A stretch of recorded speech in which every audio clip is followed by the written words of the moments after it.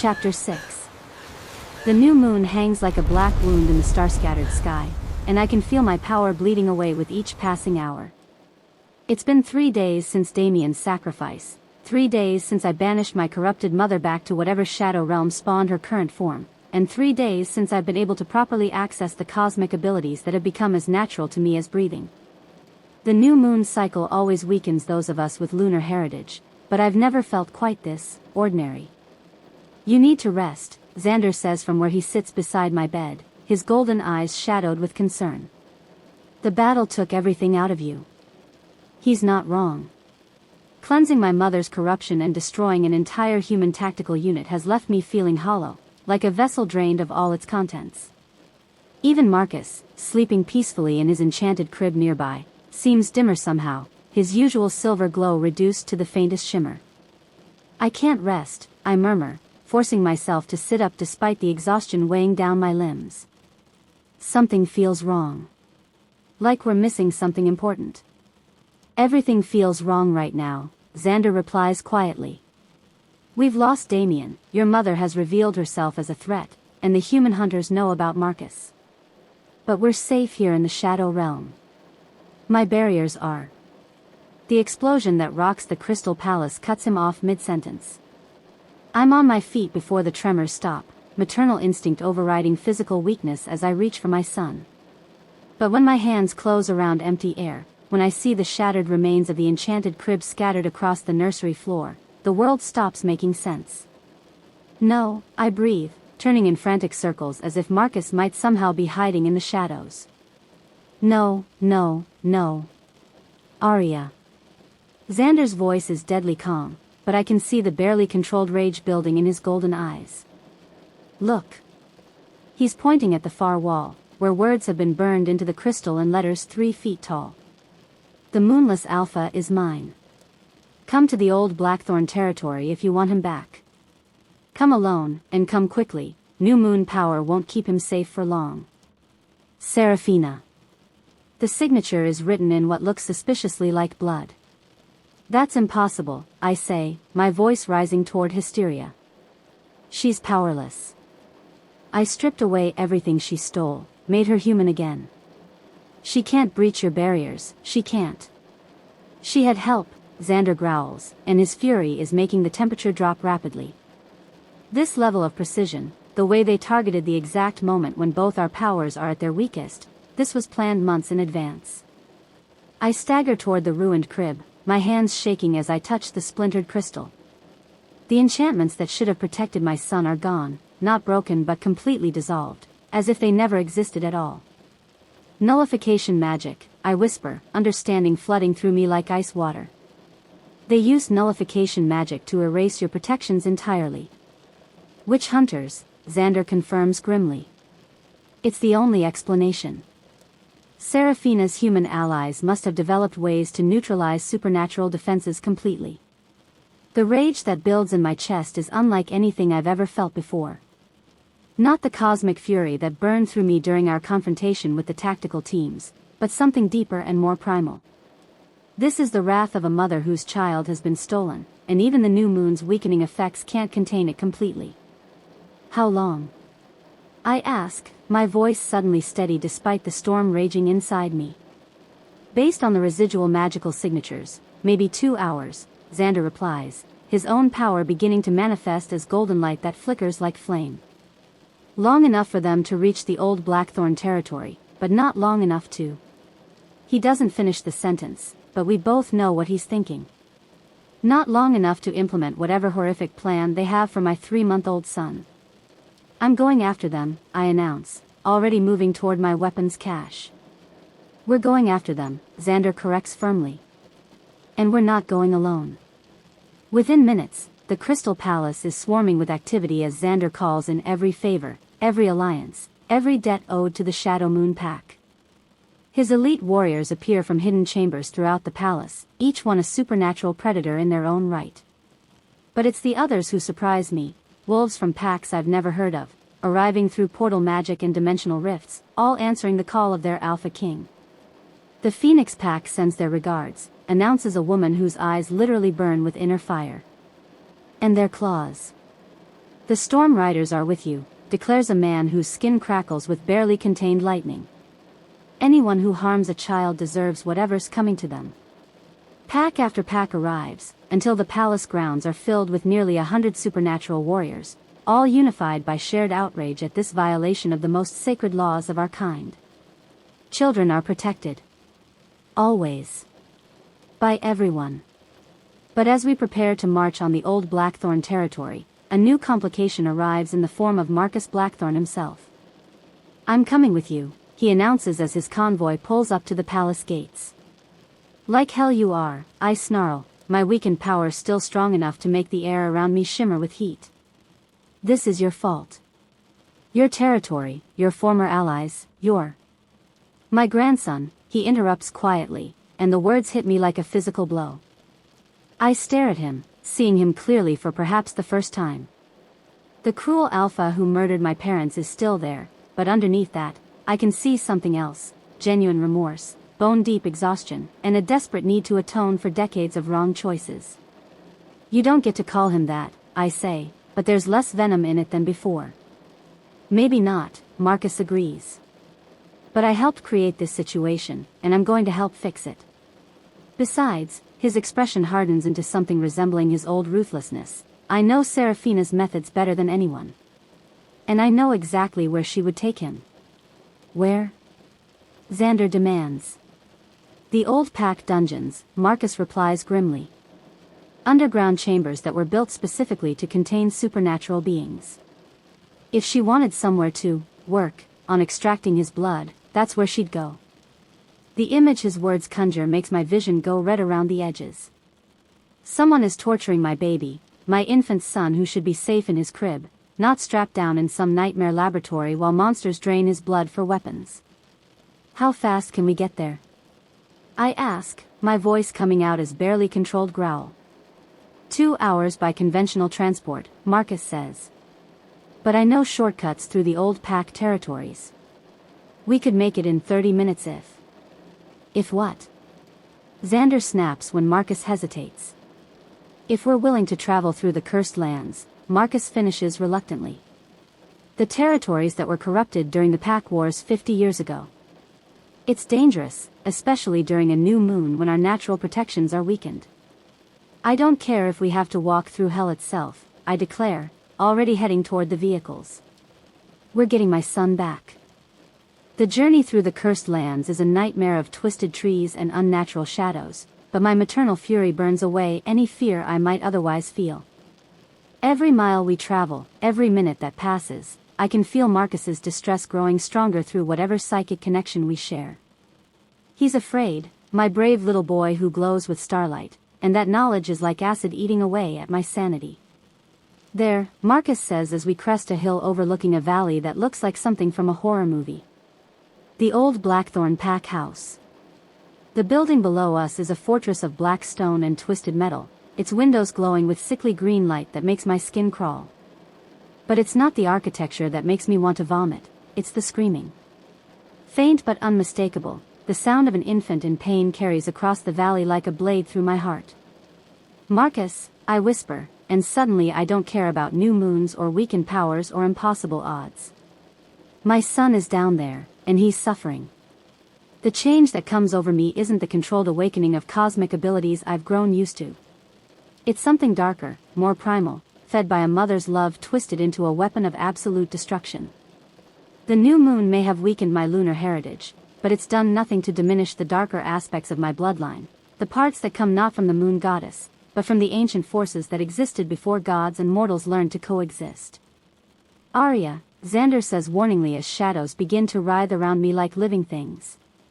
"You need to be careful. That kind of power comes with a price." "I'll pay any price," I reply, and mean every word. He's my son.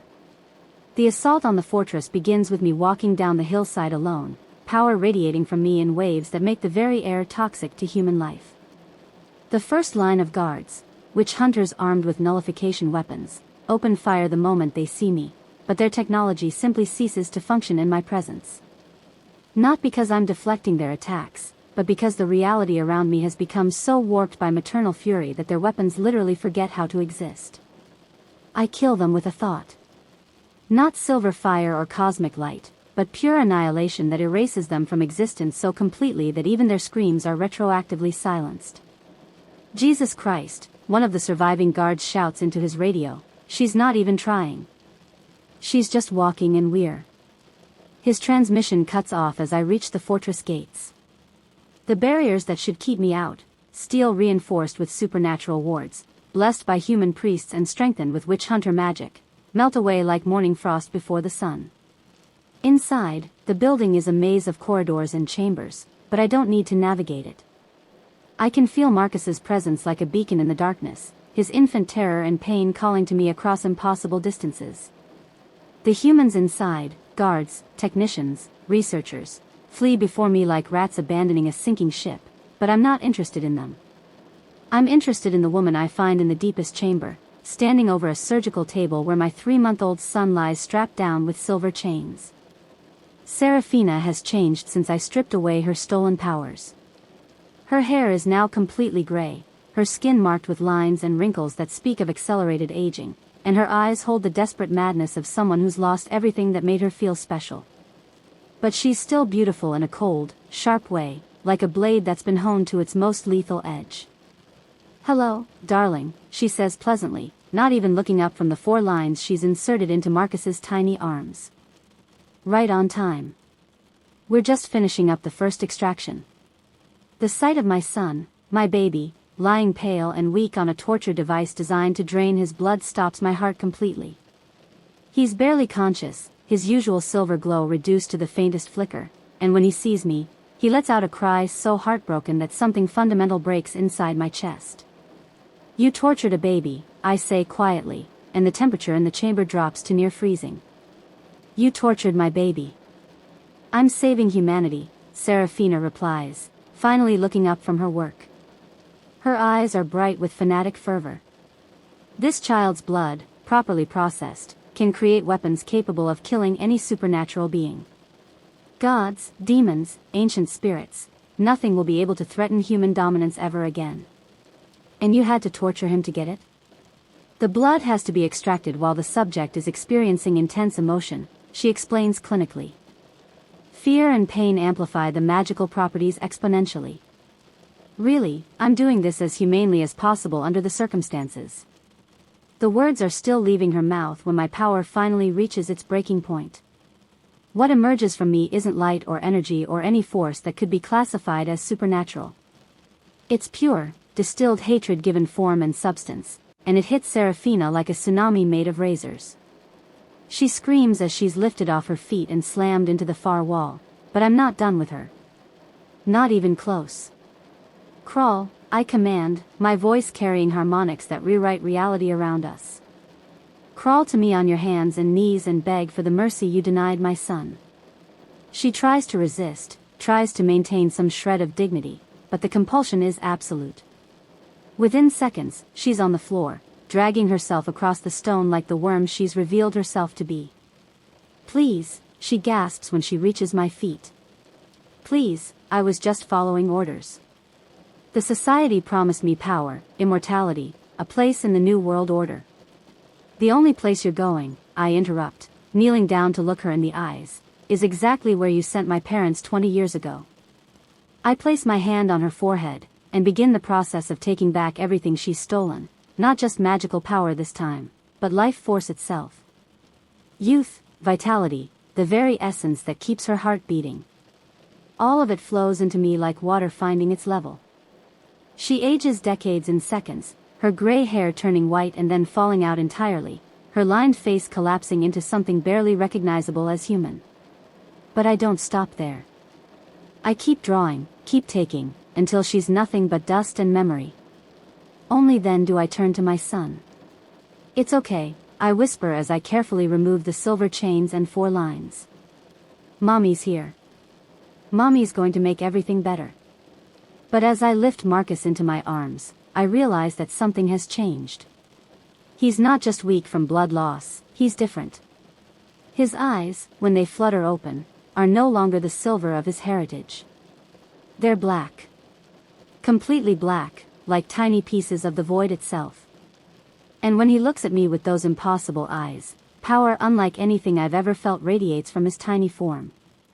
Not the gentle silver light of lunar heritage, but something far more ancient and dangerous.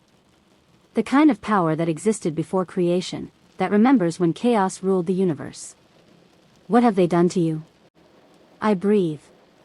But Marcus doesn't cry or fuss like a normal baby. Instead, he smiles, and when he does, reality shivers around us like a reflection in disturbed water. That's when Xander and the others finally reach us, having fought their way through the fortress's defenses. They find me standing in a chamber where the very air seems to bend and twist, holding a baby whose presence makes hardened supernatural warriors take involuntary steps backward. "Arya," Xander says carefully, his eyes locked on Marcus's transformed features. "What did they do to him?" "They awakened him," I reply, understanding flooding through me with terrible clarity. The torture, the fear, the pain, it forced his powers to manifest early. He's not just the moonless alpha anymore. Then what is he?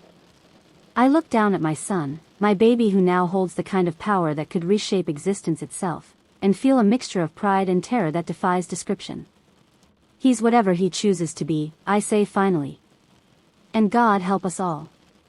The fortress around us begins to shake as Marcus's awakened power responds to his contentment at being back in his mother's arms, and I realize that saving my son may have accidentally unleashed something that will change the supernatural world forever. Chapter 7. The blood moon rises like a crimson eye over the shadow realm, and tonight, the werewolf world will learn what happens when someone threatens my child. I stand on the crystal balcony of Xander's palace, Marcus sleeping peacefully in my arms despite the cosmic power radiating from his tiny form. 3 days have passed since I rescued him from Saraphina's torture chamber, and in that time, his transformation has only grown more pronounced.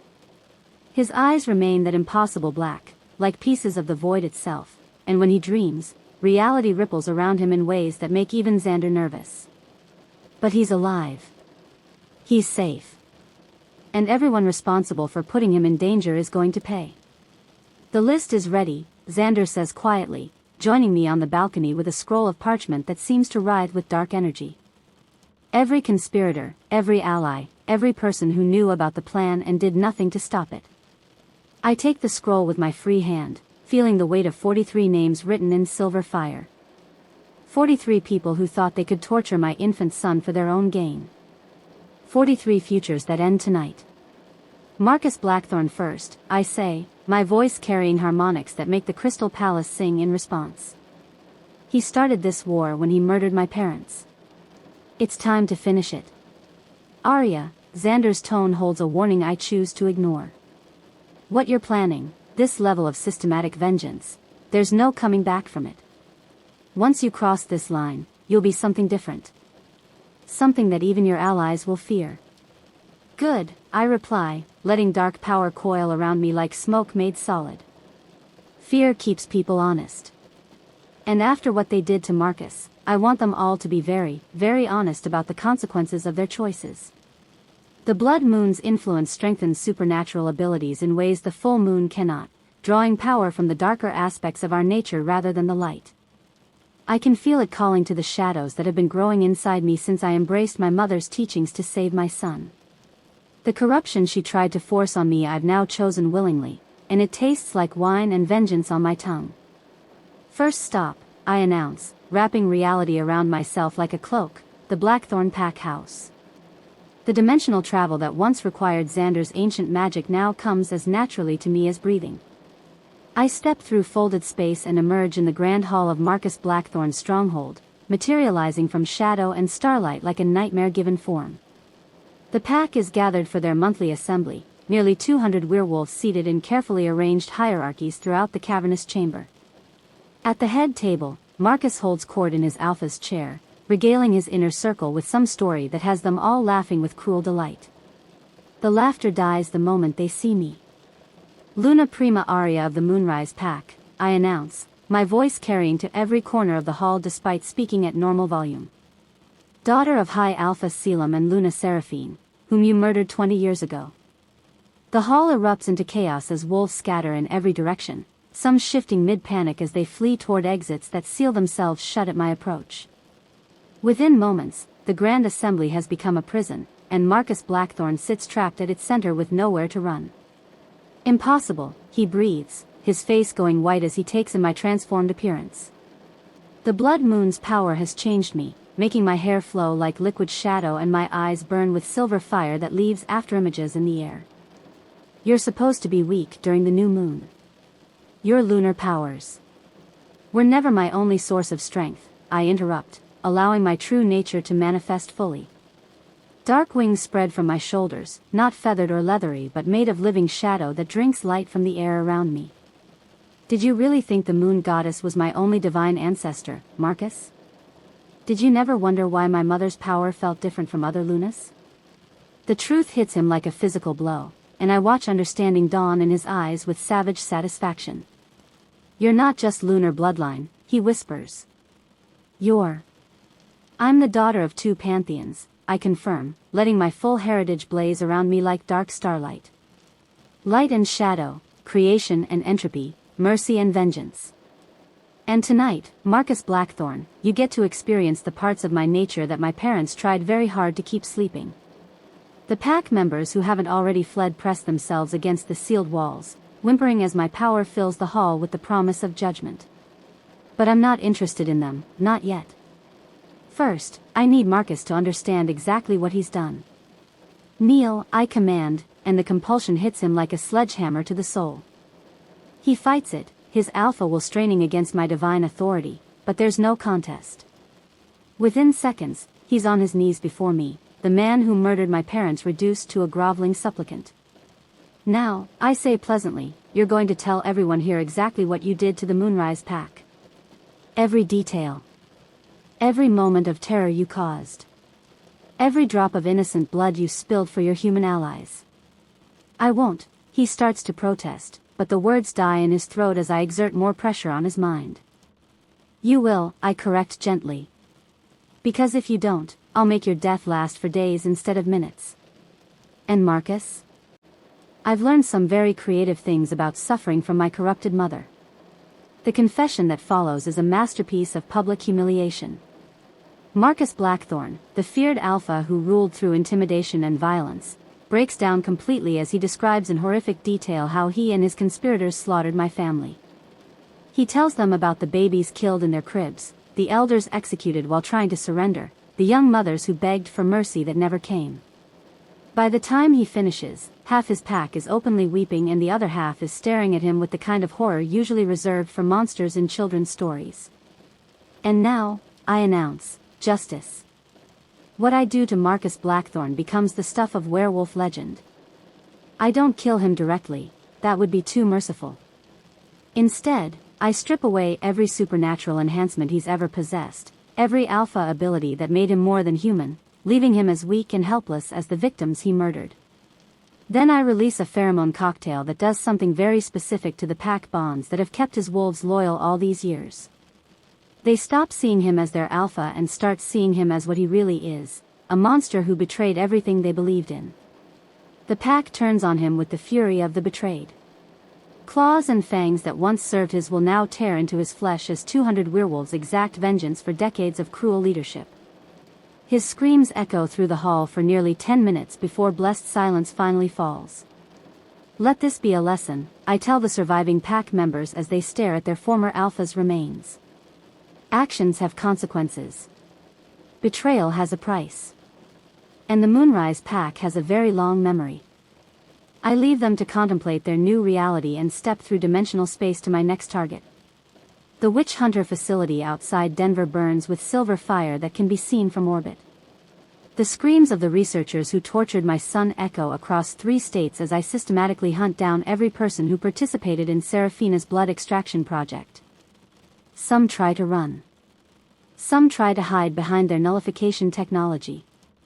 A few even try to fight back with weapons specifically designed to kill supernatural beings. None of it matters. I am beyond their technology now, beyond their understanding, beyond their ability to harm. The blood moon has awakened aspects of my heritage that even I didn't know existed, and each death feeds the growing darkness inside me like fuel poured on flames. By dawn, there are no witch hunters left alive.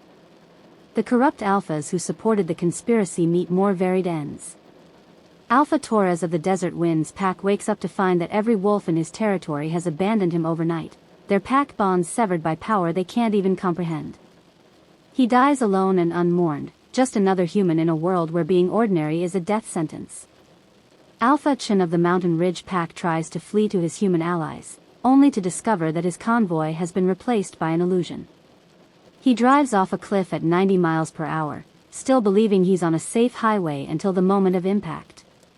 Alpha Morrison's death is more artistic. I turn his own pack's loyalty into a weapon, making them love him so much that they literally tear him apart trying to get closer to him. The psychology of werewolf pack dynamics, when pushed to extremes, can be quite fascinating. One by one, I work through my list with methodical precision. Each death sends shockwaves through the supernatural community as word spreads of the Luna Prima's campaign of vengeance. By the third day, I can feel the fear rippling across the continent like waves in a disturbed pond. Good. Let them all know what happens when someone threatens my family. But it's on the fourth night, as I'm planning the execution of the last 3 names on my list, that an unexpected complication arrives at the Crystal Palace. Damian. I sense his approach long before he reaches the gates, his familiar presence tugging at damaged mate bonds that I thought were permanently severed. When I meet him in the Grand Hall, I'm struck by how much he's changed since that night by the North Sea.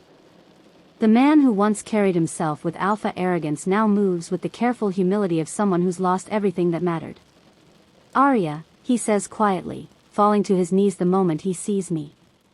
Please. I need to talk to you. Talk. I let dark amusement color my voice as shadows writhe around me like living things. About what, exactly? Your betrayal? Your attempt to murder our son? Your pathetic groveling at Saraphina's feet while she poisoned your mind? About Emma, he says, and the name hits me like a physical blow. Emma. The pack healer who died in a mysterious accident 6 months before Damian started pursuing me. The woman everyone said would have made him a perfect Luna if she'd lived long enough to accept his courtship. What about her? I ask, though part of me already knows where this is heading. She was my true mate, he whispers, and the words carry such pain that even my hardened heart feels an echo of sympathy.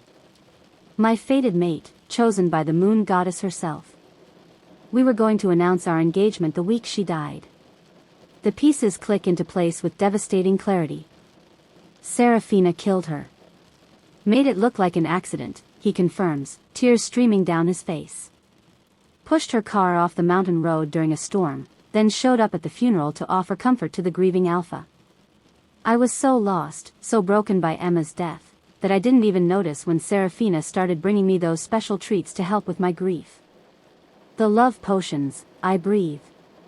Started 6 months before I ever met you, he confirms. By the time you came to our territory, I wasn't even capable of recognizing my own feelings anymore. Everything I thought I wanted, everything I believed about pack politics and suitable mates, all of it was chemical manipulation designed to make me the perfect puppet. I study his face, seeing truth in every line of anguish. This man, who I've hated with the fury of 1,000 suns, is as much a victim of Saraphina's manipulations as I am. More, perhaps, because she stole not just his freedom but his capacity for genuine love. Why are you telling me this? I ask. Because Marcus is in danger, he says desperately. Our son, your son, whatever his parentage, I love him like he's my own blood. And I can feel something wrong, something dark growing around him that scares me more than any enemy I've ever faced. I turn to look toward the nursery where my transformed child sleeps, and for the first time in days, I allow myself to really see what's been happening. The shadows that gather around his crib aren't just manifestations of power, they're hungers. Ancient, cosmic hungers that view reality as something to be consumed rather than protected. He's changing, I admit quietly. The torture, the early awakening of his abilities, it's made him something beyond what we expected. Then help me save him, Damian pleads. Not because you forgive me, I don't deserve forgiveness. But because he deserves better than to become a monster before he's old enough to understand what that means. I stare at this broken man who threw himself at my mercy, seeing him clearly for perhaps the first time. He's not the cruel betrayer I've painted him as in my mind. He's a grieving widower whose true mate was murdered, whose mind was poisoned, whose every choice was manipulated by someone who saw him as nothing more than a useful tool. And despite everything, despite the manipulation, despite learning that Marcus isn't his biological son, despite having every reason to walk away, he still loves my child enough to risk facing my wrath. You really believe he's yours, I say with sudden understanding. Even knowing the truth about the timeline, about Xander's involvement, you still feel like his father. Biology isn't everything, Damian says simply. I was there when he was born. I held him through his first fever. I sang him to sleep every night for months, even while the potions were making me question everything else about our relationship. Whatever Saraphina took from me, whatever she twisted or corrupted, that love was real. It was mine. The words hit me harder than any weapon ever could, because I can see the truth of them burning in his eyes. This isn't the desperate obsession of a man trying to reclaim his property, it's the genuine love of a father terrified for his child's soul. And you think helping you will somehow save Marcus from the darkness? I think, he says carefully, that a child needs more than power to grow up whole. He needs love, guidance, people who see him as more than a weapon or a tool or a prophetic fulfillment. And right now, you're so consumed with vengeance that you can't see what it's doing to him. I want to deny it, to lash out at him for daring to question my devotion to my son. But when I extend my supernatural senses toward the nursery, I feel it, the way my own growing darkness is feeding the hungry shadows around Marcus's crib, making them stronger and more aggressive. My campaign of vengeance isn't just changing me. It's changing him too. What do you want from me? I ask finally. Let me help, he says simply. Let me be his father in whatever way you'll allow. And when your list of enemies is complete, when the last of your vengeance is satisfied, choose love over hatred. Choose building something beautiful over destroying everything ugly. Before I can respond, the sound of approaching footsteps echoes through the hall. Xander enters with Marcus in his arms, my transformed son wide awake and staring at Damian with those impossible black eyes. And for the first time since his awakening, Marcus reaches out towards someone who isn't me. Damian takes him with the careful reverence of someone handling something infinitely precious, and my son, my powerful, changed, potentially dangerous son, immediately relaxes into his arms with a contented sigh. Hello there, little prince, Damian murmurs, and his voice is full of such genuine love that it makes my chest ache. I've missed you so much. Marcus responds by curling his tiny hand around Damian's finger, and the hungry shadows that have been growing stronger every day suddenly settle. Not disappearing, but becoming calmer, less aggressive, as if his presence has reminded them that they're meant to protect rather than devour. Interesting, Xander observes quietly. His power responds to paternal bonds regardless of biological connection. I watch my son's face relax into peaceful contentment for the first time since his awakening, and realize that Damian might be right about more than I want to admit. Marcus needs more than cosmic power and divine heritage to grow up whole. He needs a father. The question is, can I set aside my thirst for vengeance long enough to give him one? Chapter 8. The coronation dawn breaks blood-red over the sacred grove, and I can feel the weight of destiny settling around my shoulders like a mantle woven from starlight and shadow. Representatives from every supernatural faction across the globe have gathered for this moment. Werewolf packs that haven't spoken to each other in centuries, ancient vampire courts, fey nobility who consider themselves above mortal politics, and even the reclusive dragon clans who rarely acknowledge events in the lower realms. They've all come to witness something that hasn't happened in over 1,000 years, the crowning of a goddess Luna. I stand at the center of the ancient stone circle, wearing a gown that Xander's most gifted seamstresses spent 3 weeks creating from actual captured moonbeams and shadow silk. Marcus sleeps peacefully in my arms, his power contained but not diminished, those impossible black eyes closed in trusting slumber. At 6 months old now, he's grown into his abilities with disturbing ease, capable of bending reality with infant whims while somehow maintaining the innocence that Damian's paternal love has helped preserve. Are you ready for this? Xander asks quietly, taking his place at my right hand. He looks magnificent in his formal regalia, the crown of the shadow moon pack gleaming with gems that capture and hold starlight, his ancient power manifesting as golden flames that dance around his shoulders without burning. As ready as anyone can be to reshape the supernatural world, I reply, though my eyes are scanning the crowd for threats. 3 weeks of preparation haven't been enough to eliminate all my enemies, and coronation ceremonies have historically been popular venues for assassination attempts. Damian stands slightly behind and to my left, holding the ceremonial blade that will cut away my old bonds and forge new ones to every supernatural being present. His transformation over the past months has been as dramatic as my own.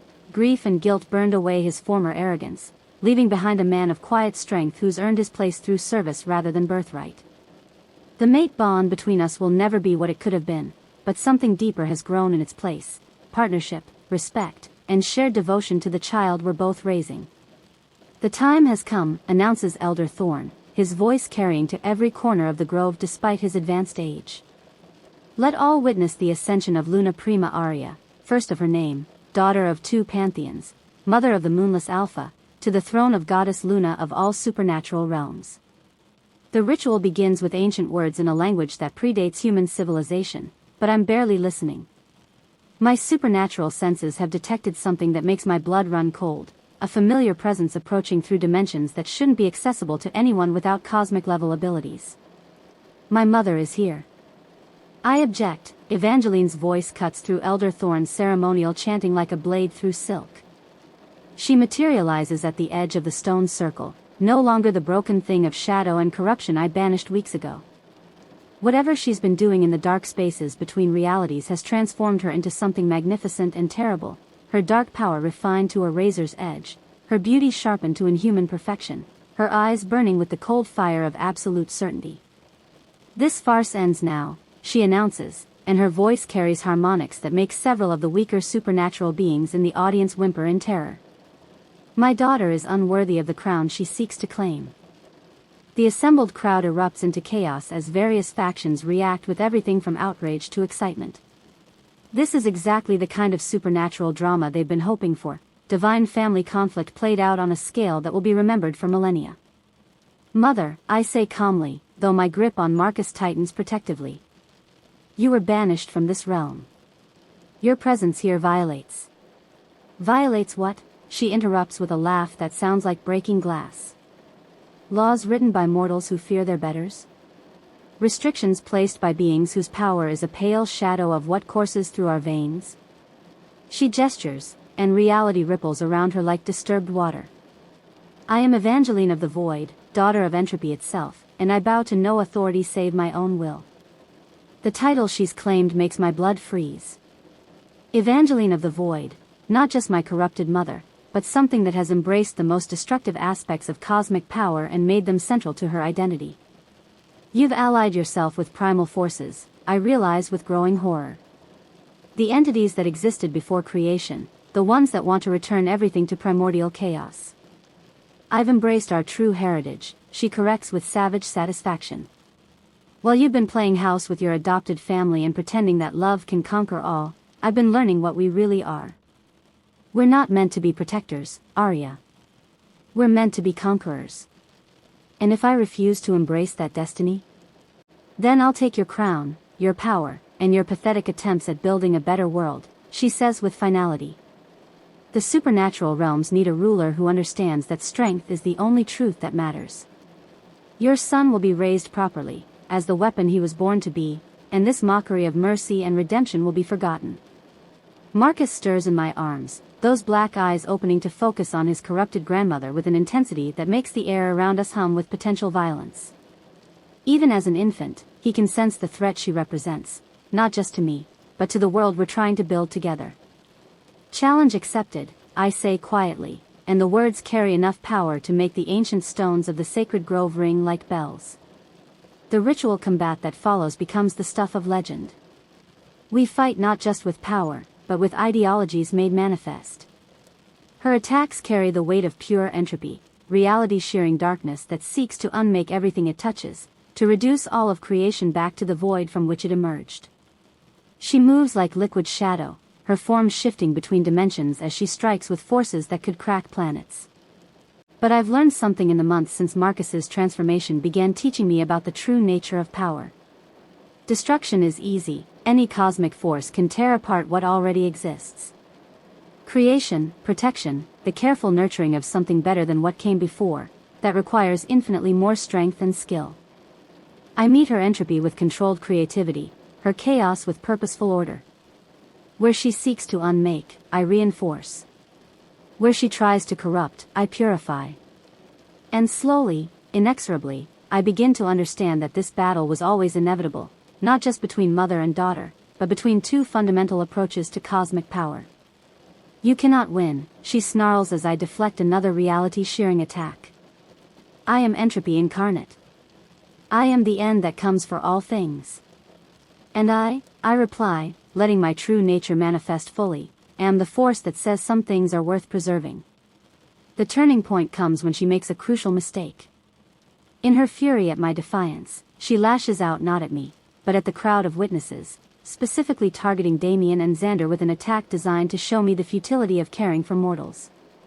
The protective rage that explodes from me isn't the dark vengeance I've been channeling for months. It's something purer and infinitely more powerful, the love of a mother, a mate, a leader who has chosen to value life over death, hope over despair, building over destroying. My counterattack doesn't just stop her assault, it strips away the layers of corruption she's accumulated over decades of dwelling in hatred. The process is excruciating for her and deeply satisfying for me, as every act of cruelty she's ever committed comes flooding back with the full emotional weight of what those actions cost others. She experiences every moment of pain my father felt as Marcus's claws found his heart.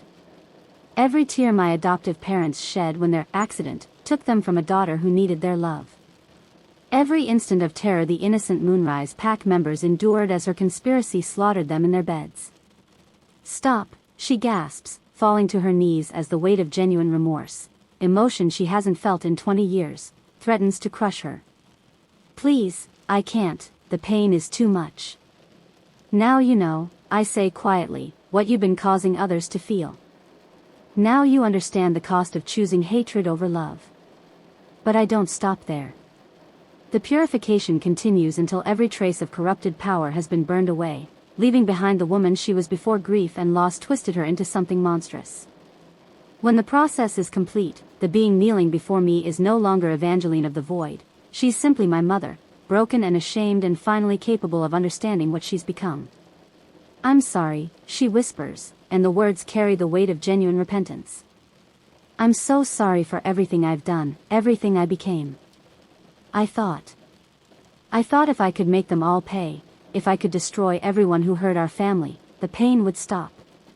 The pain never stops, I tell her gently, helping her to her feet with hands that still glow with purifying light. But it can transform into something that builds rather than destroys. Something that protects rather than punishes. The crowd watches in stunned silence as I embrace my mother, not the corrupted monster who challenged my authority, but the grieving woman who lost herself in hatred and has finally found her way back to love. It's a gesture that resonates through every supernatural being present, a demonstration that redemption is possible even for those who seem beyond salvation. The challenge is ended, Elder Thorne announces, his voice shaking with awe. Luna Prima Aria has proven herself worthy not through strength of arms, but through strength of character. Let the coronation continue. But the ceremony that follows is unlike any coronation in supernatural history. Instead of simply accepting the crown and the power it represents, I use the moment to fundamentally reshape what it means to be a supernatural leader. I accept this crown, I announce, my voice carrying to every corner of the grove and beyond, reaching supernatural beings across the globe through magical resonance, not as a symbol of dominion over others, but as a commitment to service. From this day forward, strength will not be measured by the size of your wolf or the age of your bloodline, but by the courage you show in protecting those weaker than yourself. The reforms I announce send shockwaves through the supernatural community that will take decades to fully implement. Pack hierarchies based on merit rather than birth.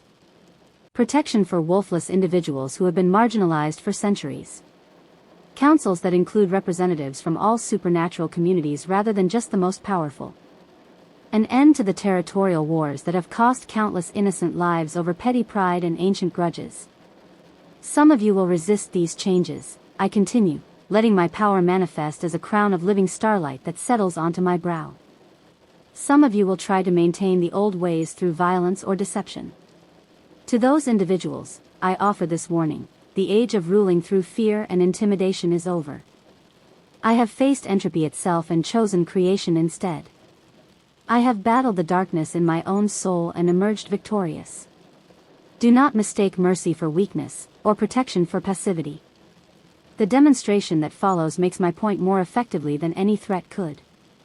I reach out with my transformed abilities and touch the minds of every supernatural being present, showing them not just my power but my vision, a world where strength serves justice, where the mighty protect the vulnerable, where the darkness that exists in all our hearts is acknowledged but not allowed to rule. When the vision ends, even the most traditional alphas are bowing their heads in acceptance. Long live Goddess Luna Aria! Elder Thorn calls out, and the cry is taken up by thousands of voices until it echoes across dimensions. Long live the Queen, they chant, and I feel the weight of their acceptance, their hope, their trust in the future we're building together. Xander steps forward to receive his own crown, not as my consort or subordinate, but as my partner in the massive task of reshaping supernatural society. The connection that forms between us when the ceremonial bonds are forged is deeper than any mate link, older than romantic love, stronger than the sum of our individual powers. My king, I murmur as the starlight crown settles on his brow. My queen, he replies, and his golden eyes hold promises that extend far beyond this moment. Damian approaches last, carrying a smaller crown crafted specifically for him, not a ruler's diadem, but the circlet of a trusted advisor, a man who has earned his place through service and sacrifice rather than birthright or political alliance. My protector, I say as he kneels to accept the honor. Will you swear to guard what we're building here? To help us create a world worthy of our children? With my life, he replies solemnly, and I can feel the truth of his oath resonating through the magical bonds that now connect all three of us. Marcus chooses that moment to wake fully, his impossible black eyes taking in the crowd of supernatural beings all focused on our small family with expressions ranging from awe to terror to hope. But instead of the reality-warping displays of power that have marked his abilities since his awakening, he does something infinitely more meaningful. He smiles. It's a normal baby smile, full of innocent joy and trust in the adults who love him, and somehow that simple human expression carries more impact than any cosmic demonstration could. This is what we're fighting to protect, not just power or territory or ancient rights, but the possibility of innocence and wonder surviving in a world too often defined by darkness. Behold, I announce, lifting my son so that every being in the grove can see him clearly, the moonless Alpha. Not a weapon to be wielded or a tool to be used, but a child to be loved, protected, and guided toward a future brighter than any of us can imagine. The cheers that greet this proclamation shake the very foundations of the sacred grove, and I know that this moment, this choice to prioritize love over power, hope over fear, building over destroying, will be remembered as long as supernatural beings walk the earth. The coronation feast that follows lasts for 3 days, but it's the quiet moments afterward that matter most. I find myself on the palace balcony as the sun sets on our first day as the new royal family, Marcus sleeping peacefully in my arms while Xander and Damian plan the logistics of implementing our reforms. My mother approaches hesitantly, still uncertain of her place in this new world we're building. I don't know how to be anything other than what I became, she admits quietly. 20 years of hatred, it changes you in ways that purification can heal but not erase. Then learn, I tell her simply. Help us build something better. Let your experience with darkness teach others how to avoid the same mistakes. And if I fail? If the corruption tries to return? Then we'll face it together, I promise. That's what families do. As the stars emerge in the darkening sky, I realize that this moment of peace and possibility, is worth every battle I've fought, every sacrifice I've made, every moment of darkness I've had to embrace and overcome. The age of the moonless Luna has begun, and the future has never looked brighter. The end. Thank you for listening to this story. Like, share and subscribe for more.